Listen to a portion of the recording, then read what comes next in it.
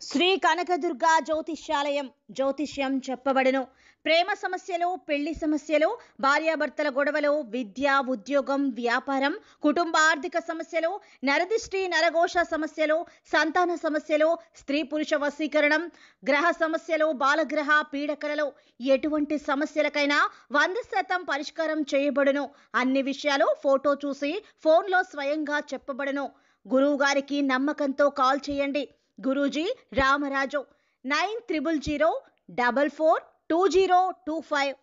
Hi friends, అందరికీ నమస్కారం అండి. వృశ్చిక రాశి వారి జాతకులు డిసెంబర్ మాసం చివరిలోపు ఒక స్త్రీ మిమ్మల్ని రాజులాగా చేయబోతుంది. 100% మీకు జరగబోయేది ఇదే. ఏం జరగబోతుంది, అసలు ఆ స్త్రీ ఎవరు, డిసెంబర్ మాసం చివరి వారంలో ఏం జరగబోతుంది తెలియాలి అంటే గనక వీడియోని పూర్తిగా చూడాల్సిందే. వీడియో గనక మీకు నచ్చినట్లయితే లైక్ చేయండి. మీ లైక్ మాకెంతో సపోర్ట్ అండ్ ఎంకరేజ్మెంట్ గా ఉంటుంది. ఇక ఆలస్యం చేయకుండా వీడియోలోకి వచ్చేద్దాం. డిసెంబర్ 26వ తేదీన కుజుడు 8వ ఇంట్లోకి వెళ్తాడు. 2వ ఇంటిపై దృష్టి ఉంచడంతో ఇది కుటుంబ సభ్యులకు మీకు మధ్యన చిన్న చిన్న గొడవలకు దారి తీసే అవకాశం ఉంటుంది. కానీ అది మీకు పెద్ద సమస్య కాదు. అయితే 4వ ఇంటికి అధిపతి అయిన శని భగవానుడు 4వ ఇంట్లోనే ఉండడం వల్ల మీ వ్యాపారాలకు కారణంగా మీ యొక్క కుటుంబ జీవితాన్ని నిర్లక్ష్యం చేస్తారని చెప్పాలి. తద్వారా కుటుంబ సభ్యులేక నిర్లక్ష్యానికి గురయ్యే పరిస్థితులు కనిపిస్తున్నాయి. కావున దీనిని నియంత్రించడానికి ప్రయత్నించండి. బుధుడు శుక్రుడు 10వ ఇంట్లో ఉండడమో 4వ ఇంటిని చూస్తున్నారు. ఇది మీ ఇంటి వాతావరణాన్ని తేలిగ్గా ఉంచేందుకు సహాయపడుతుంది. కుటుంబ సభ్యుల మధ్య అయితే అభిప్రాయ భేదాలు తలెత్తే అవకాశం కనిపిస్తుంది. ఈ మాసం 2వ భాగం డిసెంబర్ 22వ తేదీ నుండి తిరోగమనంలో బుధుడు 9వ ఇంటికి, డిసెంబర్ 25వ తేదీ నుండి శుక్రుడు 11వ ఇంట్లోకి వెళ్తాడు. దీనివల్ల కుటుంబ జీవితంలో చిన్న చిన్న సమస్యలు తలెత్తొచ్చు. మీ తల్లిదండ్రుల ఆరోగ్యం జాగ్రత్తగా చూసుకోండి. సోదర సోదరి మనుల నుంచి మద్దతు పొందుకుంటారు. కుటుంబ సభ్యులకు సంతోషకరమైన సమయమని చెప్పొచ్చు.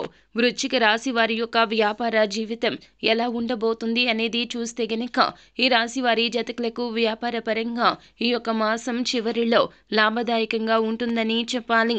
డిసెంబర్ 25వ తేదీ నుండి శుక్రుడు 11వ ఇంట్లోకి వెళ్లడము, అక్కడ కేతువు కూడా ఉంటాడు.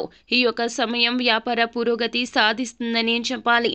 కానీ కొన్ని కారణాల వల్ల ముందుగా ఆగిపోయినటువంటి మీ యొక్క పాత ప్రణాళికలు కూడా ప్రారంభమవుతాయని చెప్పడంలో సందేహము లేదు.